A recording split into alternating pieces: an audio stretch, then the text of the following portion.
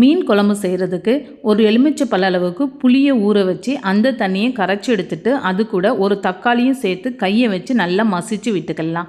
இப்போ கடாயில் 2 ஸ்பூன் அளவுக்கு எண்ணெய் விட்டுட்டு 1 ஸ்பூன் கடுகு, 1/2 ஸ்பூன் வெந்தயம், 3 வத்தல், கருவேப்பிலை, ஒரு 10 பூண்டு பல், ஒரு 15 சின்ன வெங்காயம் போட்டு எல்லாத்தையும் சேர்த்து நல்லா எண்ணெயிலே வதக்கி விட்டுக்கணும்.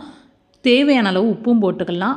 1/2 ஸ்பூன் அளவுக்கு மஞ்சள் தூள், 1 ஸ்பூன் அளவுக்கு காஷ்மீர் சில்லி, 2 ஸ்பூன் அளவுக்கு குழம்பு மசாலாத்தூள் எல்லாமே எண்ணெயிலே வதக்கி விட்டுட்டு புளி கரைசலை ஆட் பண்ணும் போது நல்லா கலர் கொடுத்து வரும். தேவையான அளவுக்கு தண்ணியும் விட்டு அப்படியே பச்சை வாசனை போகிற வரைக்கும் மூடி வச்சுட்டு ஓப்பன் பண்ணி அது கூட மீன் துண்டுகளையும் ஆட் பண்ணி கொதிக்க விட்டுட்டு அதுக்கு பிறகு தேங்காய் அரைச்சி பால் எடுத்து வச்சுருக்கிறேன். அந்த பாலையும் ஆட் பண்ணி சிம்லே வச்சு கொதிக்க விட்டால் சூப்பரான மீன் குழம்பு ரெடி. நீங்களும் இதே மாதிரி ட்ரை பண்ணி பாருங்கள்.